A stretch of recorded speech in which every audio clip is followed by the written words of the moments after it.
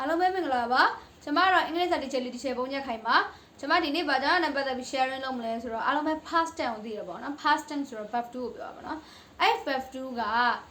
ဘာတွေလဲဆိုရင်ကျွန်မပြောပြပါမယ်အဲ့ verb 2ကိုကျွန်မတို့နှစ်မျိုးခွဲလို့ရရပါနော် regular verb နဲ့ irregular verb ကိုခွဲလို့ရပါတယ်အဲ့ regular verb ဆိုတာကတော့အများသောအားဖြင့် ed ပေါင်းတဲ့ verb တွေပါအဲ့ ed ပေါင်းတဲ့နေရာမှာတော့ကျွန်မတို့ rule တွေရှိရပါတော့ဘာလဲဆိုကျွန်မတို့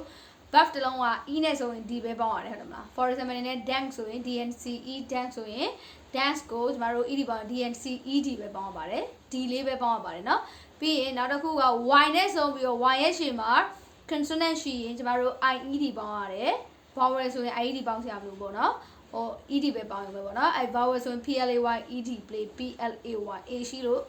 ed ပဲပေါင်းရတယ် cry cry ဆိုရင် cry cry ရဲ့verb 2က cried လို့လာပါတယ်အဲ့ဒါကကျွန်မက y ကိုပြောတာပါเนาะဟိုတချို့ဥစ္စာတွေဆိုရင်ကြတော့ကျွန်မတို့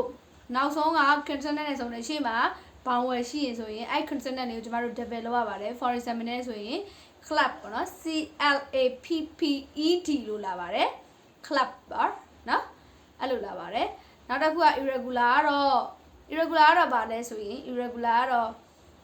verb ကိုလုံးဝသူက ed မပေါင်းဘဲနဲ့ဟိုကျမတို့ mini changes လုပ်ရတာပေါ့နော်အဲ့ဒါတွေကအများကြီးပဲကြက်မဆိုအများကြီးပဲเนาะကျမတို့ for example ပြောရမယ်ဆိုရင်เนาะ ed ရဲ့ verb 2က 88ပေါ့နော် go go ဆို wend 1 go 1 gun เนาะ e8 e10 အဲ့ဒါတွေပေါ့နော်အဲ့ဒါ irregular ခေါ်ပါတယ်အဲ့ဒီစလုံးတွေကအများကြီးပါเนาะအဲ့ဒါလေးကိုကျမသိစေချင်လို့လာပြောတာပါခလေးတွေတော်တော်များများလဲအဲ့ regular နဲ့ irregular ကိုခဏမေးကြလို့ပါเนาะဒီနေ့ဗီဒီယိုကတော့လောက်ပါပဲနောက်ထပ်ဗီဒီယိုမှာကျမ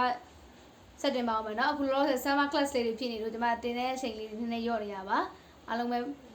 bye bye ပါ